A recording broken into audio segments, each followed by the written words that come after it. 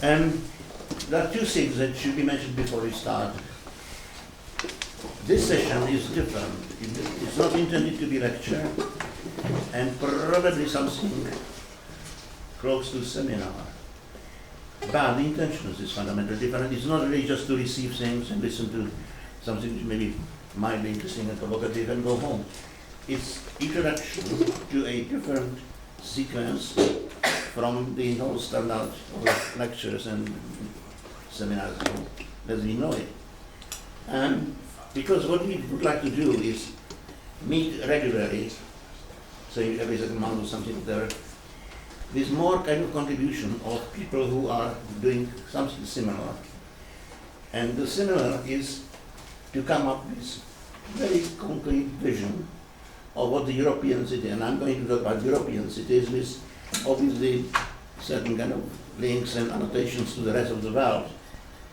But before we can talk about Brazil, China, India and so on, which I'm not going to do unless very end we may come to it, for secondary reasons or primary reasons, it's going to be European city.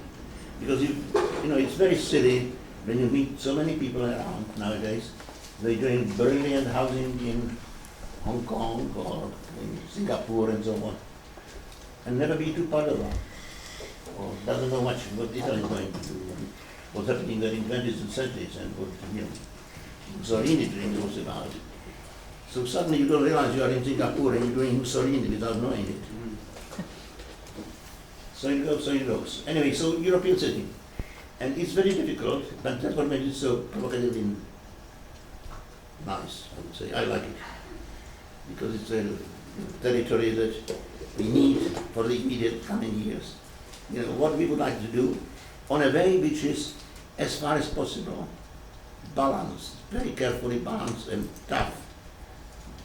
Relationship between being idealistic as far as we can make it, visionary, but realistic.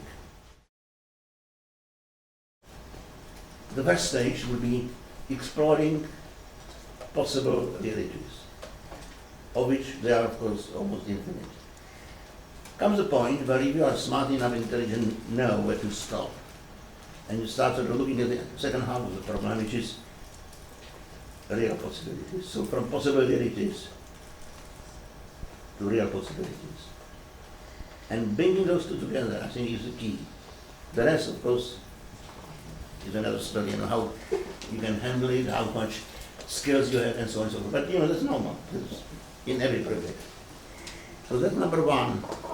And number two is, of course, the arrangement and contribution. I would expect that the next session can be introduction by anybody, or even 2 or 3 people, doesn't matter, short, and presentation of a vision, of a possibility. And you know, the possibility would be to some extent predefined or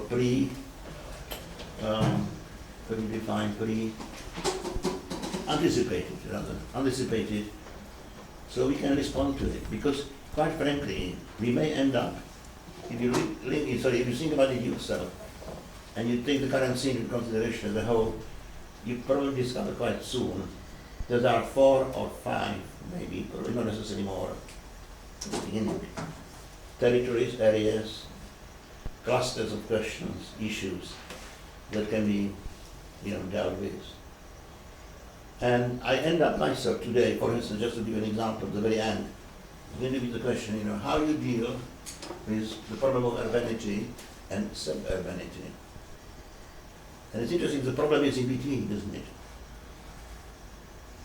And yet, you find infinite amount of material about restoring the public life, restoring urbanity in cities, and all this. And then, of course, cultivation of the dream, how to make it into something possible on the level of suburbanity. So the current government is dreaming about silly things like introducing as a key, as a paradigm on the future scene, garden cities. Good luck. We're looking at 2 contrasting examples, and we'll be starting with a dialogue. There are 2 pieces from the same spectrum.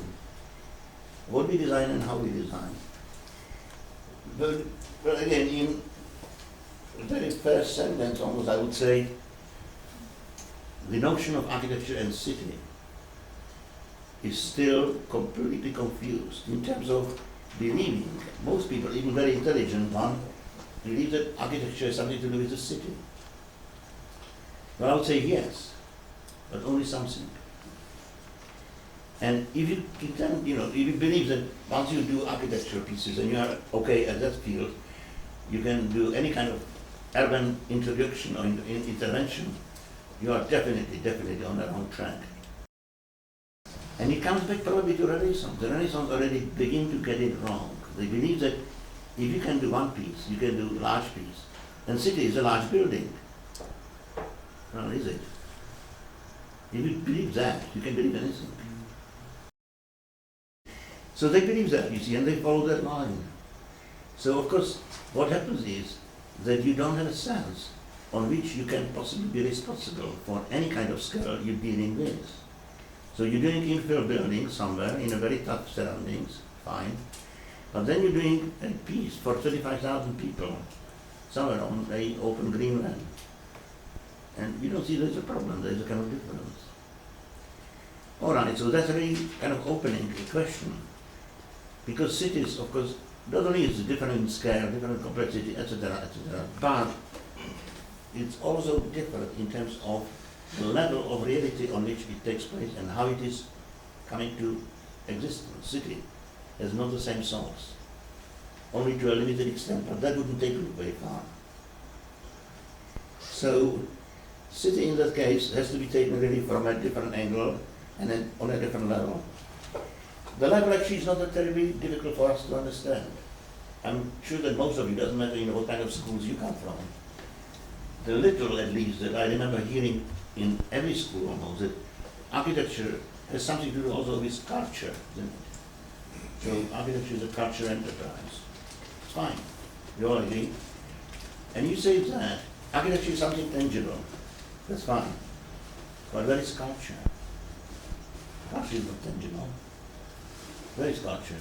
Well, you have to go there in order to make it visible. I mean, culture as such for us as architects is not really the institutions, the universities, the seminars, the bookshops, the theatres, etc., the music, literary life, and so on. That's part of it, but it's always somewhere. And that somewhere brings it to architecture, because theatres have to have a building or so on, concert hall. You can go on and on and on. So the culture is somewhere, and it belongs to a particular level of fabric. And that's where it begins to be an architectural problem. We may go into broader spheres, we may look at paintings and sculptures and literature and music and so that's fine. But the point of departure, the point of reference is on the ground, when you put your foot just on the ground and where you are, that is where part of the fabric, body, maybe you can call it, of the city. It's interesting that, just as a kind of footnote, some intelligent art historians and architecture historians talk about their discipline, their own discipline, as a problem of the city. There is a man called Giulio Carlo Arnama, very intelligent, one of the more intelligent Italian art historians, who says, to write a book, for example, it's called The History of Art as a History of the City. And it's only then that you're beginning to kind of come to terms with what is really involved. Because once you ask a question, you get the right answer, beginning to get the right answers. So, art is nowhere, everywhere, it's in the museums and so on. But that's exactly the other side of the story that we are in. We as architects sitting here, the poor art historians and artists on the other side of the spectrum, they don't do the building, and we just have nothing but the building. So, and in between, Hicksum Leones, wilderness. So, I'm just mentioning it like that. So, the so-called cultural dimension of architecture, architecture seen as cultural phenomenon or discipline, asks if you're serious and you know what you're talking about, not just showing off. You have to go and tell me what it is. Where is it? And what is it? Well, that's exactly something I would like to illustrate. And it's the beginning of that illustration. We'll continue on that lines, of course. You probably know where we are now, in my very favorite part of Paris, Saint-Michel, boulevard, boulmiche as they call it, locals.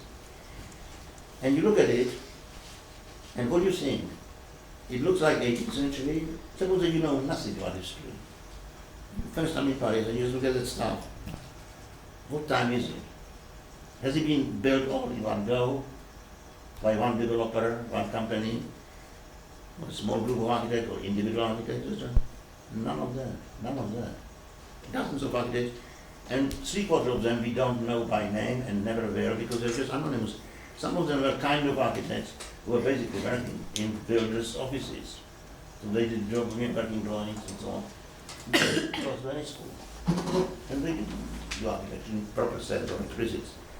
So it's a mixture, it's a combination of all these skills. The boulevard wasn't there before 1850. We are about 1852. They begin to contemplate how to cut through.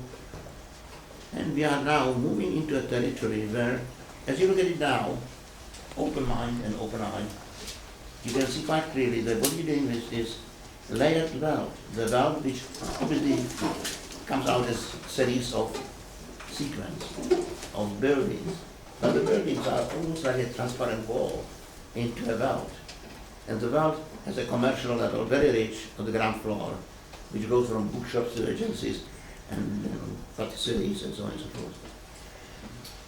Now, in what happens inside, you are even more kind of uncertain because inside the buildings are people like, the ground floor will be commercial, the first floor sometimes belongs to it, cafe will be very often in place on the first floor as well. And so it goes, maybe offices as well. And then it goes into much more private world, much more introverted, internal, which has to do with people like lawyers and doctors and dentists and you name it. And the residential, and the top floor would be people who are students, artists, and who are usually sort of cheap pieces of furniture. It would amuse you because I myself didn't know that until I came to live for a bit in Paris. From about 1860 something, even under Oswald actually, end of Oswald period, until First World War, in the bylaw, in the regulation, the building regulation of Paris was at the top floor in a certain part of Paris, the internal city arrondissement, where had to have a studio. The top floor would not get planning permission if there was no studio. Good. Well, it didn't last forever, but that doesn't matter. That they ever did it, that any country, any place could afford to do it without a revolution. So that gives you an idea. So that we kind of, stratified valve that goes vertically, stratified valve that goes horizontally. And you sit down and look at it all, you live in it for a few days or a week or whatever, and then ask a very simple question. What a wonderful little place. Who made it? Who made it? Who made it? Boulevard Saint-Michel? No answer. Rightly so. Because all these things are part of the contribution to it. Now, that's easy to say. The truth is that what comes out of the complexity is not chaos or mess. It's pretty well organized life. If you have any doubts, you stay in one of those flats, and in 2 days what is conciergerie. She can give you help. She knows exactly who you're going with, where, how much you spend on taxis, and so it goes. So it's organized, but not offensive. You take it for granted, it's part of life.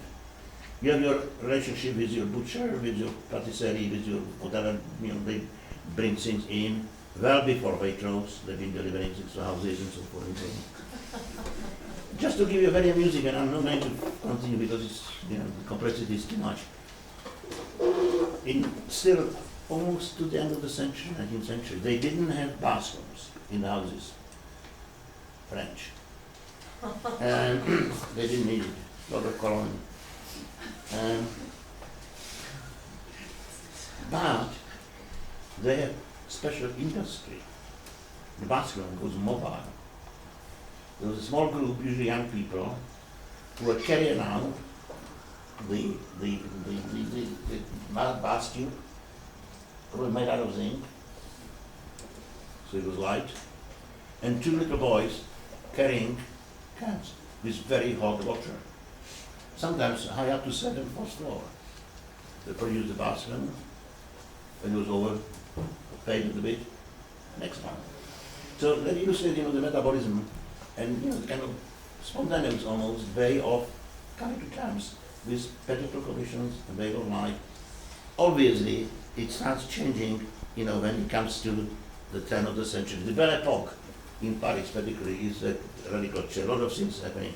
Lifts are beginning to be introduced first. Because you can imagine most of the houses, 90% of them, until 800 and late 19th century, didn't have lifts, all pedestrian, walking up the staircase and so on. So, basically there's a three-dimensional richness. And if you go through that, you take a segment of the street and draw three-dimensional kind of visionary drawing of it.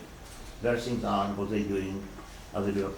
What is amazing about it, what is really amazing about it, is that despite all this kind of apparent improvisation, spontaneity, blah, blah, blah, you discover order after order after order of different kinds, again and again. It has order, it's ordered. And it's just like, the condition that you get in some of the territories in this country.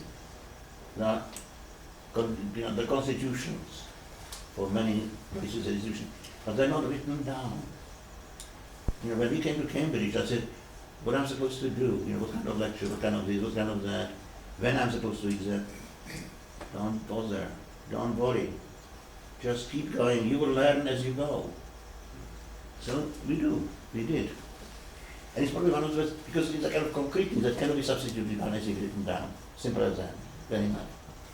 Now what I'm intrigued by that, and I'll bring it now more into light, what I'm intrigued by is this open-endedness, the relative spontaneity, the concreteness of it, the openness to time, and yet very structured. And it's amusing rather to hear, people making comments about the French that are just too regimented and organized and so on, which is true. But they're organized in a way that they don't necessarily lose the second half of the reality, which is the spontaneous, creative, imaginative, visionary, and so on and so forth. And that particular balance, of course, is what, particularly in France, has reached a point of sophistication that probably would be very difficult to measure in European history, with anything until you come back to maybe Greece. But the quality of philosophy and quality of painting and sculpture and architecture can be put on the same level. And it's highly sophisticated, highly structured, there's profound deep order, an ordering process. Think of Platonism and Pythagoreanism and so on and so forth. That's what the French have. I'm not saying that the rest of Europe does not, but if there is a measure, high horizon for that, it will be to start in France. I'm not paid for it, I'm not Francophile, just to be objective. But comes other places, of course, the Austrians start to imitate it. So this is already, to be absolutely frank, one of the reasons I'm choosing Paris as a point of departure, because once you know Paris, you would not have difficulty with Brussels. I haven't said anything provocative. So, the rest of Europe somehow is very much focused on a series of centers. That's very interesting. That if you take Europe right the way through the 300, 400 years, 16th to 19th, 20th century, you certainly would have to start from places like Vienna, Paris, Madrid, maybe. And then you go into smaller places like Prague, and maybe smaller cities like Kent and so on and so forth. But the core of it is actually, interestingly enough, regardless of political systems and so on, the core of Europe is structured around a series of centers. There are not that many. And they create a culture that has such a power that the rest would have no much option but to respect it and take it as a criterion. Not necessarily to imitate it, but to take it as a criterion. Now, you can probably appreciate what I said so far about the Saint-Michel, that the Saint-Michel And that was part of the intelligence. I would say definitely intelligence and smartness of the people around Osman. Osman himself was a very intelligent guy. He was a politician. He became obviously mayor of Paris and so on and so forth. But he was a lawyer by education and humanities he studied and so forth. So he was simply very at home in what he was doing. And so he understood, that certain things has to be done in a certain way and with a certain kind of people and cannot be ignored, so it has to be taken on board. And so under Osman, there's a kind of critical understanding or critical concentration on how much we need to organize things, how much needs to provide for the coexistence and possibility of the city just to exist. From transport to food to, you name it, just the basic metabolism of the life. So it doesn't fall apart. And yet, the city only benefits from it, doesn't lose. How you do that? How you cut few boulevards through a city? And you can see the boulevards are not network. They are very carefully chosen just to do the right, almost like surgical touch. Where you cut into the heart or whatever you operate on is extremely important, where you start. And you do piece, you don't do the whole thing. The rest, the organism, is taken care of. And those are kind of things that we need probably in the future to look at it carefully, because this is one of the critical points which has been mostly misunderstood in the 20th century. When you come to Corbusier just walked over that like a bulldozer. And despite all his abilities and sensitivity when it comes to smaller things, completely lost. But he's lost completely, mostly, because he unfortunately is hooked and caught, imprisoned rather, in the dogma of the Renaissance that I mentioned before. City is a big house. As I mentioned, this is still the background. And just completing the argument about the Saint-Michel. The cut goes through, in this case, existing part of Paris, we know that. And it goes through the heart almost, of what used to be and still preserved as Quartier Latin. So we are really in the middle of old Paris as far as its most sophisticated dimensions are concerned. The universities, that's where old Sorbonne was, there were students, the colleges are, used to be monasteries before, like Cordelier and Franciscan Dominican and all this, that grow into the Quartier Latin, which is very complex affair. And we are now looking at it from behind. You can see the church, the Temple of Sorbonne, just on the right hand side. So that gives you an idea. Now, what is interesting about that, as we remember seeing, the new bit and the old one, there doesn't seem to be any kind of provocative conflict between. There's some kind of a deep continuity. Certain things are kept. The type of buildings, the situatedness of the buildings, even detailing and so on. But most of all, the way of life. And quite frankly, what you see in on the horizon of the street is all new. They're all new things. Just the time when the boulevard, the Michel was built, they put up things like little kiosks and lamps have been designed especially for the lamp is Art Nouveau operation, as you can tell. And so it's all kind of new. Then all this kind of round stands for newspapers and news, advertisements and so it goes. Broadly people would call it the street, secondary structure and furniture. I'm using it as a contrast, as a secondary example, which brings the message and the argument slowly home in a very kind of interesting way, as it goes through the back door. Totally against your expectations and totally against our expectation, and probably also against our wishes sometimes. You sure, anybody who's in Paris knows this particular part.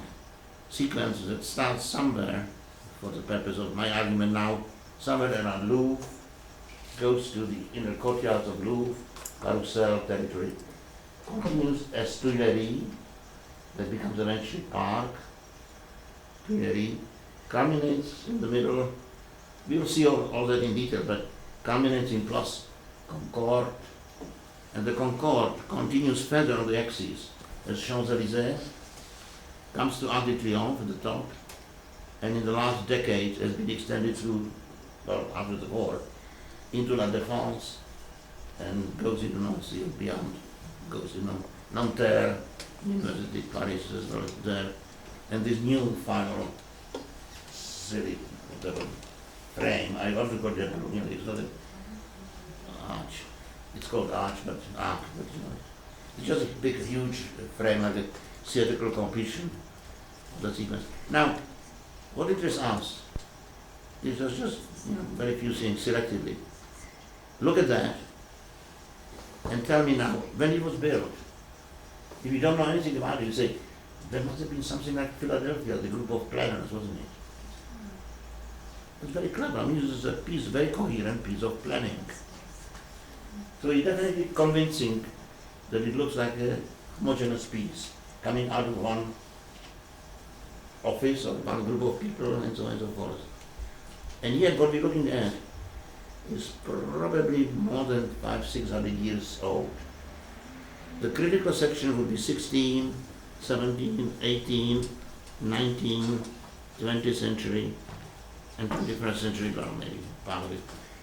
So we're talking about from 60 to about 400 years of development. Now, that represents probably about 12 generations. The 12 generation didn't know much about each other. So, if there was an architect, if there was a designer, if there was a mayor of the city or body, if there were, the Parlement de Paris, which was the group of, the main office of Paris, the elders of the city, running the city in so metabolism, daily life, but also development and future, they being part of the generation, they were coming and going, and not elected for life, or elected only for a period of life. So we have this sort of curious sort of sequence, discontinuities of generation. And we don't have to go into details, but the discontinuity represent also real discontinuities, but for 50, 60 years, 70 years, nothing at all has been happening there. It was dead. 17th century had this incredible, long, ongoing fight, revolution called La Fronde, Condé against king, and just didn't agree who wants to be a king. We are in a Protestant Catholic conflict line. Anyway, you will find a series of those interruptions. So on top of that generation discontinuity, there is also a discontinuity in terms of events. So the city is practically dead. The Tuileries has never already developed into a piece of garden in the city. Nevertheless, it's still seen as something which is cultivated, and yet it was not. The grass was going over and trees were falling down, nobody took care of it and so forth, for many, many decades. Now, of course, 19th century made of it, what do you see there? So, we can ask the same question. Who designed that sequence? Who is responsible for Louvre, Tuileries, and what follows from it? No. We don't know. And yet we do. Part of it we do. Now what I'm going to do, you can follow as sequences. Answering the question level after level. Who did design? Who was responsible for it? How it came to existence? Well, that's more or less what comes out of it as a kind of development that we are familiar with. We have moved from Louvre, as you can tell, Place Concorde, which is just underneath our feet, and you go to the beginning of Champs-Élysées. We don't have time, and it's not the purpose of the talk today anyway. The argument is different. But it would be very nice to go deeper into it and see how the sequence also plays a role in the city in terms of its transformation from the down-to-earth, everyday, to the more sublime, to the more transcendental, which eventually comes to the Élysée as Elysium of life, salvation, and so on and so forth. Anyway, we don't going to do that, maybe one day in future. That's really the old Louvre. Strangely enough, the foundations of it, as you have it, this four turrets and corners, the foundation of it has been made accessible now. They open it as a basement, so you can go and see it. You can walk around the foundation of Louvre as you go. The building is mostly 15, early 16, well, 15th century probably. We are in the territory and age as the chateau on the river down there on the Seine River, Chambord and Chenonceau and Blois and so on. Right, so it's a kind of fortress in the city, and practically remains so, except that people try to, and not kings, but most of the civil servants, try to really make it into a center of the civic life. Because the civic life, as you know, until then, the real civic, the center of the civic life was on the island, Ile Cité, and there is now the police quarters and prison. And then we still have one piece left, one piece is preserved, is the La Chapelle. It's very beautiful Gothic chapel. It's beautifully preserved, glass windows and so on. There used to be a royal residence. The chapel was part of it, of course. Offices, and the basic life, the official life, the kind of thing that has developed around Westminster, I suppose, was typical then. Anyway,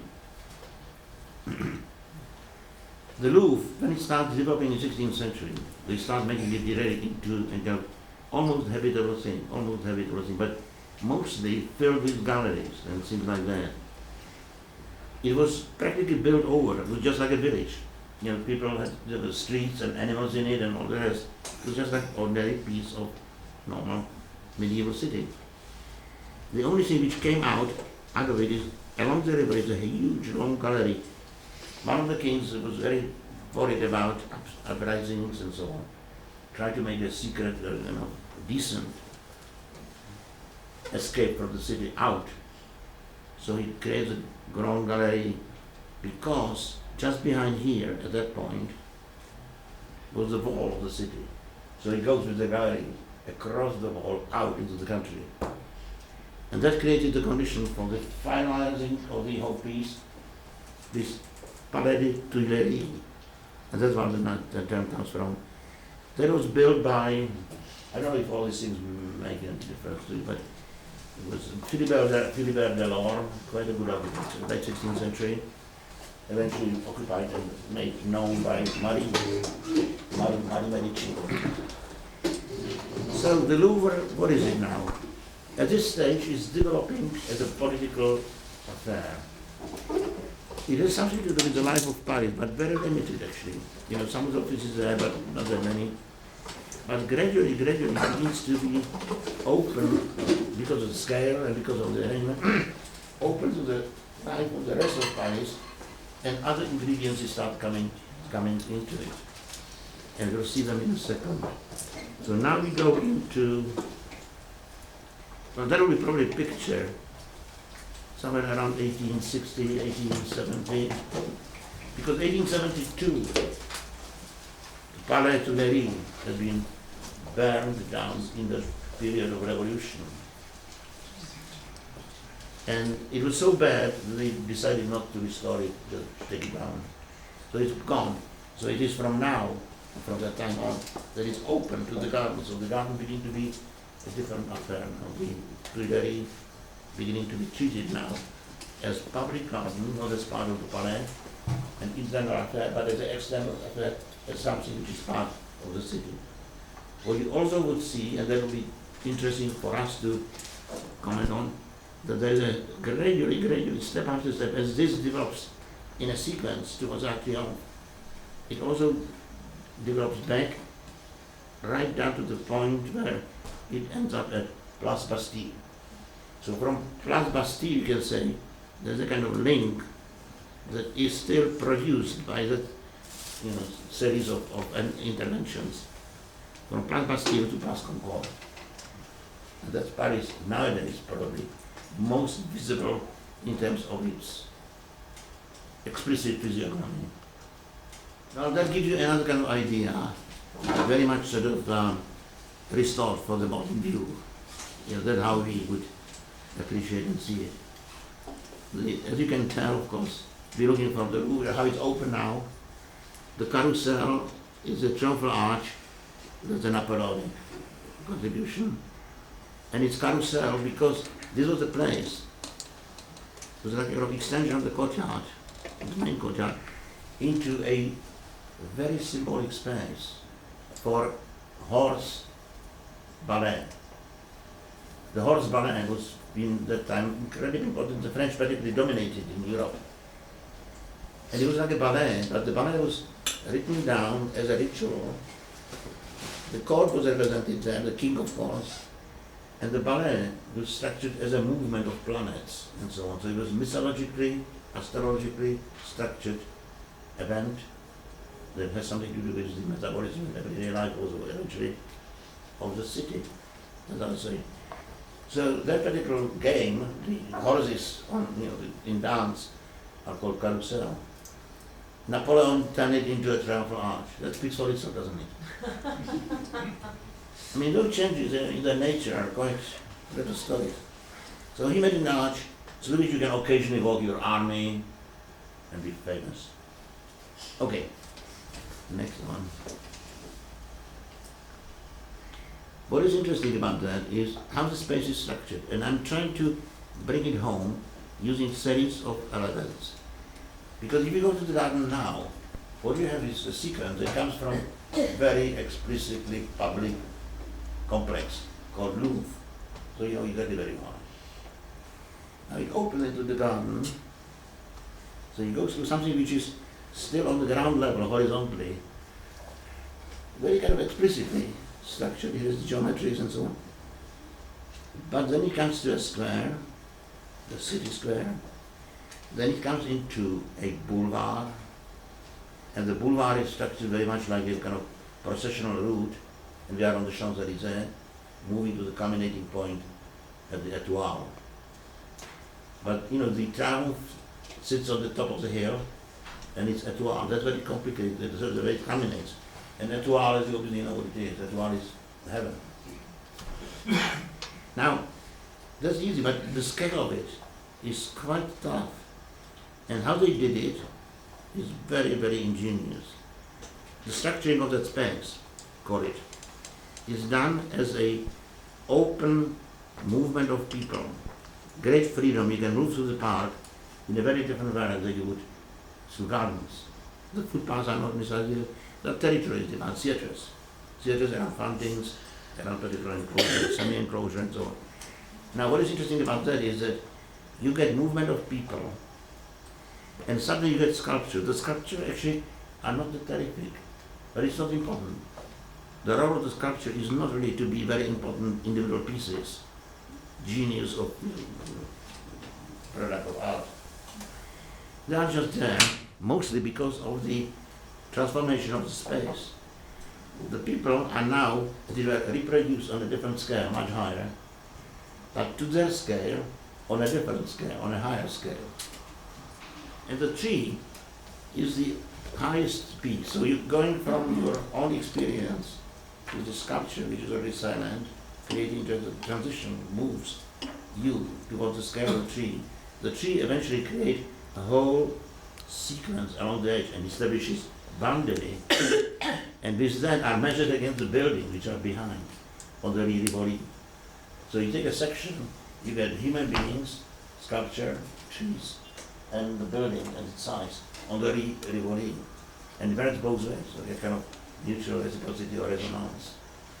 And now the advantage of that is, of course, what you have done, what happened is this huge scale, which very often in the big French gardens are insufferable. If you come to Versailles and you end up in the beginning of the great basin and you see the horizon, you say, give me a break, I'm not going there. So you really retreat. And it's sort of, that's kind of off-putting place, quite frankly. It's good for horses and whatever means to get there. And here you don't have to worry about it. You just take them there by sequence. Because when you end up on the Rivoli, on the buildings are a row of houses, arcades underneath, blah, blah, blah, shops, some of the most interesting shops in Paris, chocolates and stuff like that. And then you go really, really, and this takes you to the Place Concorde, and you end up again in the city bar. So you repeat it. You're not tired, you're not really fed up, you're not offended, you just keep going through the Tuileries, and eventually end up in the Concorde and you're in city again. Okay, so we may discover name for that particular layer, how it's structured. And keep, in the back of your mind, keep opening and asking the question again and again. Who designed that? Who did that? Who is responsible for that? What I just said now, you would find in fragments of text some people who were responsible for it. For gardens, for trees, for the kind of thing I'm saying is not my invention or interpretation.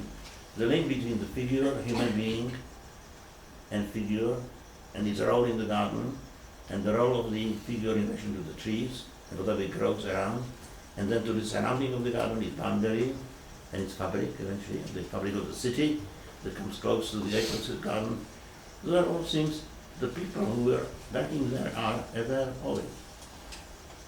We are in a culture which has to be really appreciated with certain effort for us, because they communicated without making much noise about it. If you take typical space of the period, 18th century, 17th, 18th century, anybody in Europe, almost, from Spain, Italy, Portugal, up to Germany and Central Europe, France, what you find is that people were working on different levels.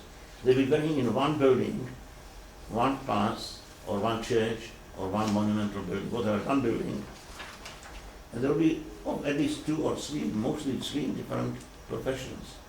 Very different training, different education. We're talking about people who will be doing the architectural bit.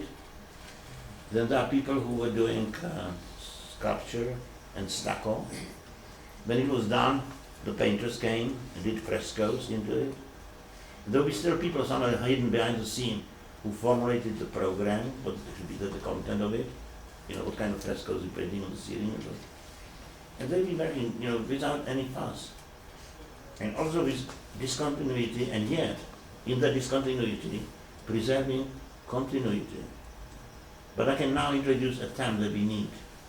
What kind of continuity in discontinuity is there? I would describe as continuity of reference. The people who were, just to put it out of the blue, or started from out of the blue. If you put yourself in a situation like 16th, 17th century, you are in a space which was already there in 16th century, maybe 15, and moves towards 18 and so on. You are on a kind of line, open to the time.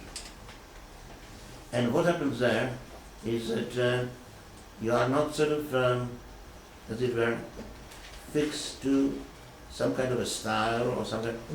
You're communicating with what is already there and continuing on it. My definition of creativity is just what I said now in different words. Creativity means to create something new which hasn't been here before, but in such a way that doesn't destroy but only continues and improves of what has been already here before. If you don't do that, you're not creating, you're just producing. And in production doesn't matter, if you destroy it, or replace it, or ignore it altogether. So this is a key of creativity. So this complex sequence can be seen as a beautiful illustration of a deep, profound cultural creativity. This is a combination. That's a combination. That's what really it was in the most concrete sense. The Tuileries would be used just to go in, promenade, sit down, read whatever, talk to somebody else. Daily kind of normal events that we do in gardens, but it would go further. It would be a place where people perform. For instance, pantomime would be taking place first in places like that.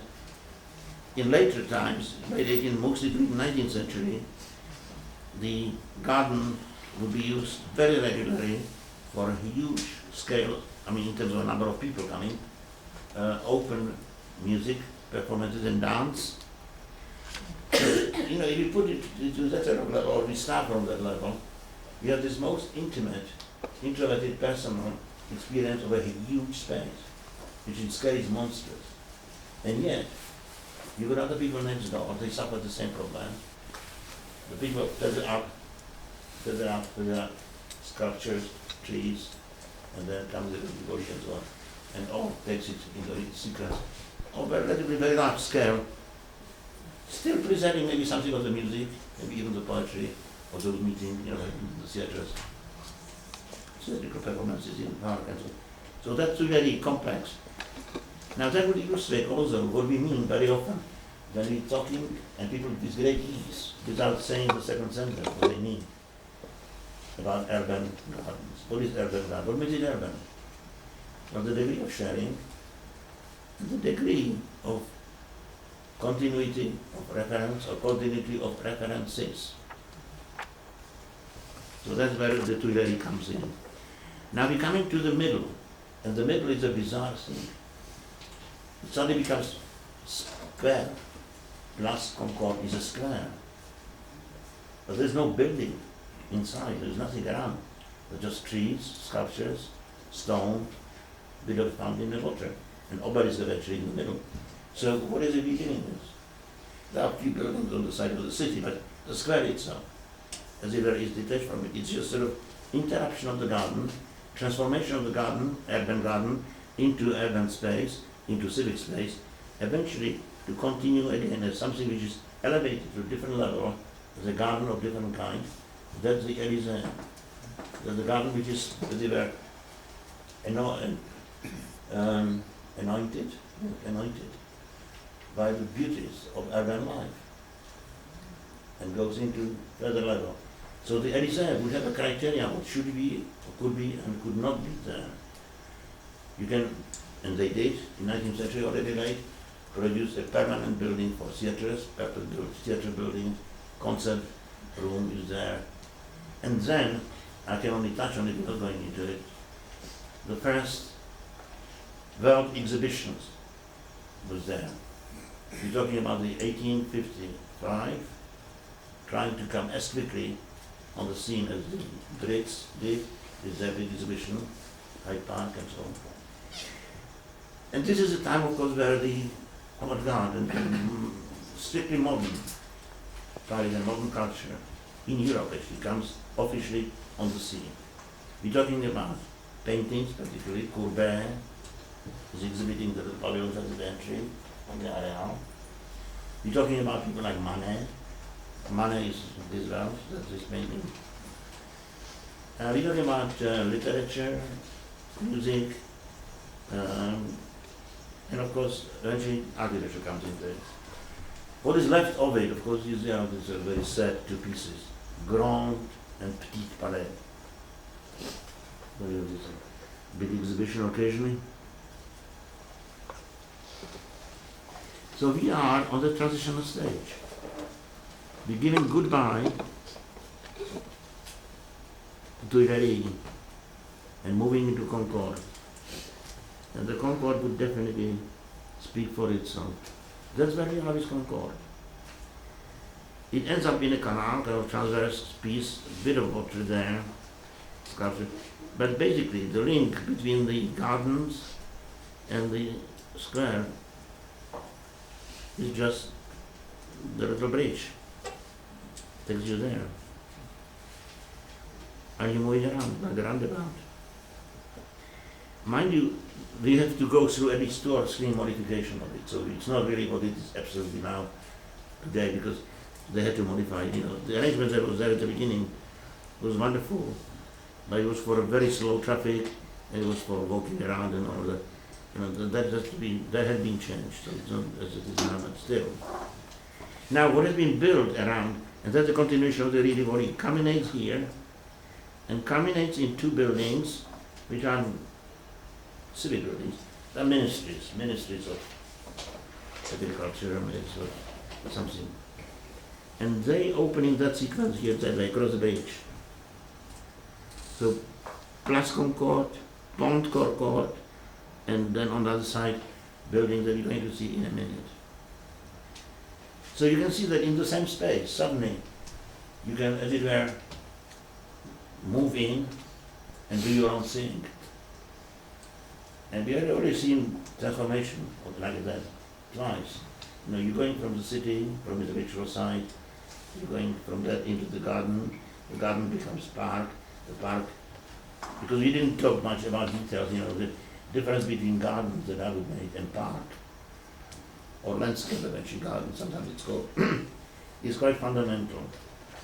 The gardens themselves, particularly the Renaissance, they are practically horizontal affairs with parterre. And the parterre are those things that are practically made out of grass. There's a lot of very detailed, very precisely cut flowers.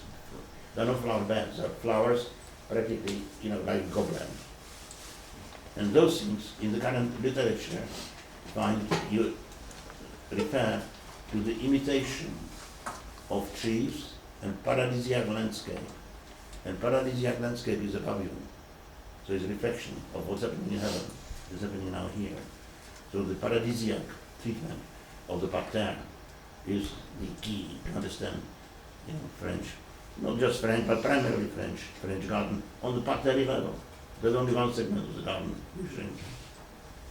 And, then it goes into Busquet and cut trees into shapes and stuff like that. Okay. Now, just a little comment about that is very interesting. If you look at the role of the garden in city, because we look at it horizontally, we see sort of, city is there, and this is the garden, and that end of conversation that just communicates somehow. What is completely ignored and forgotten, and because people don't take it into consideration, is the key to it is not there. The key to it is in what is common to them, and what is common to them is the reference to the same cosmic conditions. In other words, they both, the city refers to it, and we'll see it in a minute, the city refers to it, and the garden refers to it. The garden is an imitation of the celestial configurations and elements. You find it very easy in Renaissance treatises. Sergio, for instance, is a very laconic comment. He spends an enormous amount of quite a bit of time looking at ceilings in buildings, in villas, what you do. And you remember the Renaissance ceilings are quite elaborate. And you're looking at it and saying, why do you bother? And then he comes to the garden and he says, what we said about the ceilings applies to the garden now. Okay? Very good. So basically the same problem, the celestial, the celestial, and then he uses language, and language is taken from those cities. They refer to that as the celestial soffitto, soffitto celestial. Just as a small comment, the language is so critical, and we have to struggle to get into it. Improvement in cities, in chronicles, for instance, and that goes much earlier, but it's still preserved up to 17th century. The level of language and nature. When they speak about improvement, they say, and that street should be widened, paved, and properly drained. And the result should be as far as possible ad similitudinem paradisi, which means as close to the vision of paradise. So there's still some kind of ideal vision as a measure, where it comes from, what the origin of legitimacy is, and what it should be like, by approximation. So we are interested of curious about, that the natural setting, garden landscape, garden becomes a square, public square in the city. And as you obviously know, that became the heart of the modern history of France. That's where is obelisk now, that's exactly the place where the guillotine was situated. And they produce quite a bit of ground for the modern French mentality. Now, so that's what it looks like. And gives you a lot of interesting things. We can only touch on things, we can probably return to it sometimes in the future, but you see how the gardens, the Tuileries, there's a Padua, it's a final vision, the eye, which is a spherical, of course, operation, and it's kind of imitating sun, imitating the movement of sun as a circle, a reflection of that. And finally, as a summary, it turns into a similar element, but now it's dry, there's no water, at the center of the square. And the square then opens, of course, the main avenue that goes out of it, the Elysee in the middle, and then the rest. What interests us is what's crossing it. They do establish the bridge. So they produce these two ministries on both sides by architect, quite okay architect, she called Gabriel. He did it in Versailles. Okay, yeah, I'm here. And in the middle, in the distance, there's a tiny little opening space, indirect, kind of indifferent depths, deliberately so, and church of Saint Madeleine, and the Madeleine has been already designed the way that the Westminster Abbey became. Church as mausoleum, that really is what it is. And it was built by Napoleon. Napoleon described it, it's been named since then, it became known as the Temple de Grande Armée, the Temple of the Great Army. That's what it is. So again, it celebrates, this sort of post-revolutionary situation in the French culture. So we're dealing actually, like it or not, I touched on it and didn't name it that way, but we're dealing with a great deal of religion here and transformation of it. We're dealing with politics, no question about it, with military affairs. We're dealing with the identity of the city. We're dealing with the problem of architecture and garden, or architecture and the, shall we say, conceptual and the more kind of natural levels of the world of culture. So that's all happening in that strip. That tells you. Now watch the Madeleine and try to remember the facade. Because exactly on the axis of the Madeleine, as you're crossing the river, you come to a facade which has been artificially made, which has never been there. It's built in order to create dialogue between the temple and what the revolution produced in terms of freedom and all the rest, that should be protected by the army but should be cultivated by the Parliament of Paris. So they practically do direct imitation of that. Think about it. This is designed as a church, is built as a Genevan church.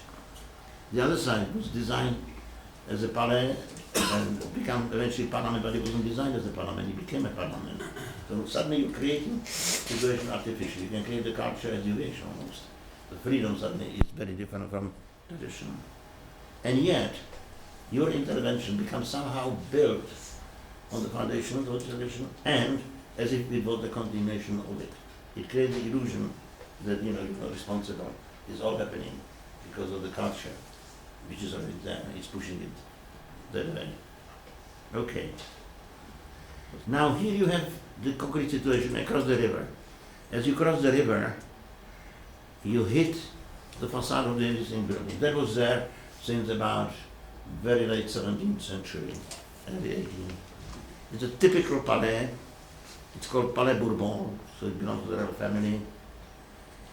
And what they did during the revolution, eventually they created Parliament building out of it.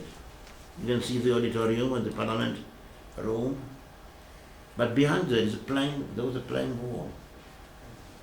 Before they made the modification, there was a bit of a garden, and vine was growing on that wall, silently.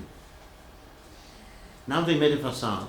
The whole piece of building is there, in order to put it and get it into the axis of the Madeleine.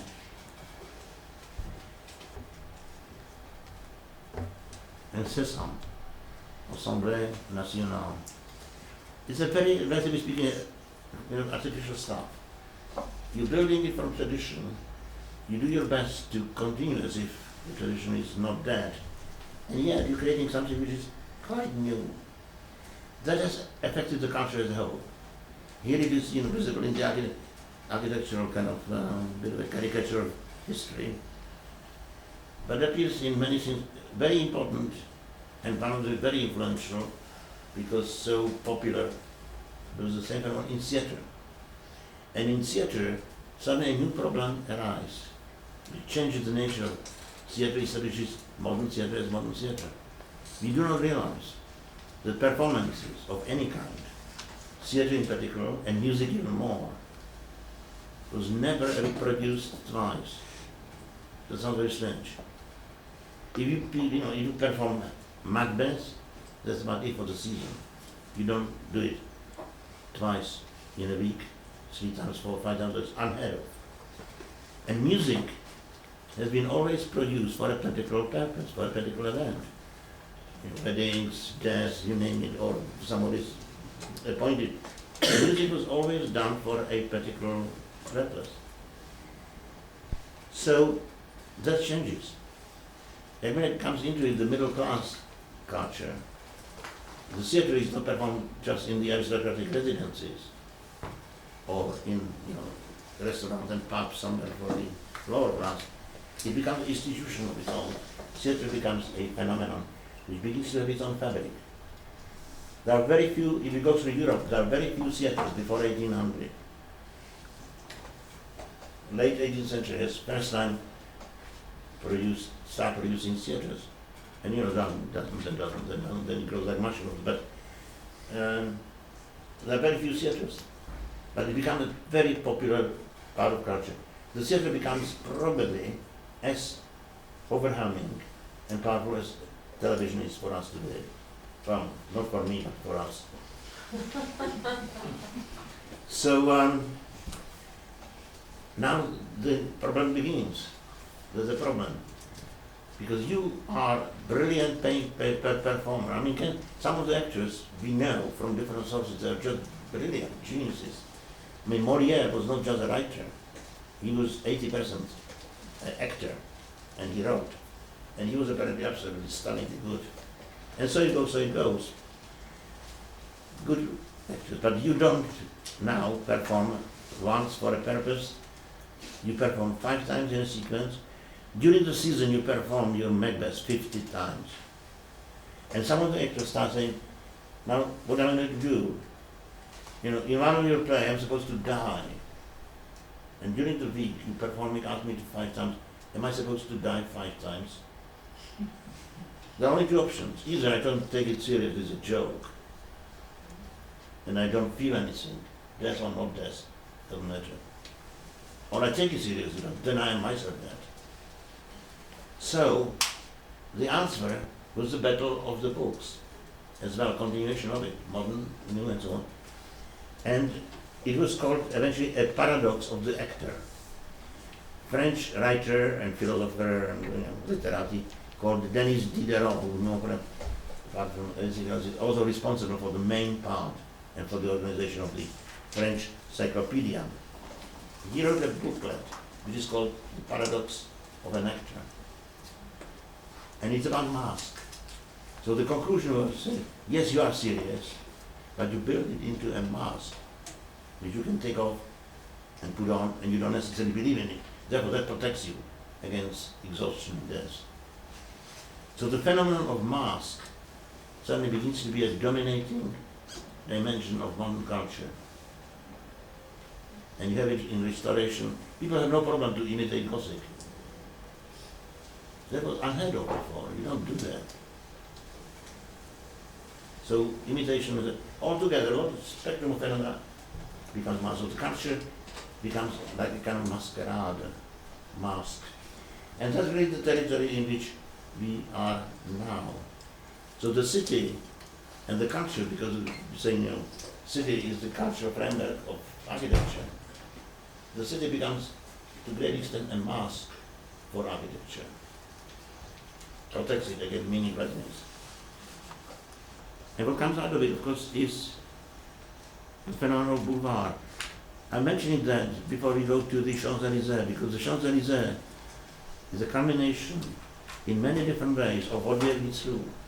It, as it were, summarizes the pieces that we have been discussing as a serious part of genuine, authentic historical traditions. So the garden is there, the rituals are there, the celebrations there, not the fabric of the city is still revealing the truth. But now when it comes to the modern situation, post-1800, shall we say, mostly, and Champs-Élysées are primarily that, you are in a world of dream, of vision, of illusion, of delusion, and mostly is a kind of masquerade. So the Champs-Élysées are something they would like to see and have, but it's already just the dream.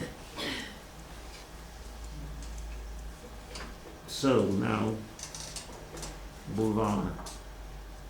The boulevards actually come to existence primarily as a footnote when the fortifications of cities are taken down. So the first boulevards are practically the space that was originally taken by the wall of the city. And that happened in the late 17th century already, and the 18th century began to turn it into possibilities. And that's of course the background, also the boulevard is the background to the Haussmann vision of Parisian transformation of Paris. The vision of the city, I mean, that really comes out of the greatness, arrogance, and self-confidence of the French culture in the late 17th century under Louis XIV. He said, we are so dominating and so powerful in Europe, we don't need fortification of cities. Leave it to the poor guy who's going to be eaten by us anyway. So they take the fortification down. And instead, they do a series of fortified cities on the boundaries of France. If you ever go to Paris again, and you haven't seen it yet, these cities were turned into fortresses, and the fortresses were represented as models, anything between 200 and 500 scale. Some of them are even in 200 scale. Whole city, huge. And there have been accommodated similarly in the museum in Invalides, the Invalides, one of the wing. The whole roof space is full of those models, because they use them in Paris for the officers to learn the city by heart, know precisely where they are. So instead of traveling all around the France, they would have the models already. So Paris was practically now transformed into France. France is doing the job of protecting, and therefore the boulevard now liberated, and now you can enjoy its goodies. Now, I'm pulling the right one. Yeah. What is actually interesting here, and we have not done much to spend on it, but what happens actually in that transformation, that despite the fact that it is a mask, the mask is still fully conscious and aware of what is it mask of, and how does it refer to, which means there is a certain degree of communicative reference preserved. In other words, if you look at the 19th century buildings, that's typical. This is completely new boulevard. This one we're looking at is a Boulevard Italien, and we are looking at it from the window of one of the late impressionist painters called Pissarro. And Pissarro deliberately rented a flat turned into studio, which is at the corner. So it sort of opens the view into the Boulevard Italien. And was so fascinated by the changes that during a very short period produced 52 paintings of the Boulevard Italien. Now, what has been, what was successful about that was that what normal cities would go, say, through 100, 150 years, the French or the Parisian at that point could make it in 15 months, or maybe 15 years. So 150 to 15 was the speed of the change. But the speed, because of the background, created still results which are somehow sufficient amount of continuity. Because the order, to put it crudely, the order comes out of the new intervention, and the richness of what the order can absorb is already there. It just opens the doors and let it come out. So the shops and everything that you see on the boulevard would have workshops and things, and sometimes the whole residence content would be transferred to the outside world. So it was already there. We just decided to give it a dimension of opportunity, freedom on the boulevard, the outside.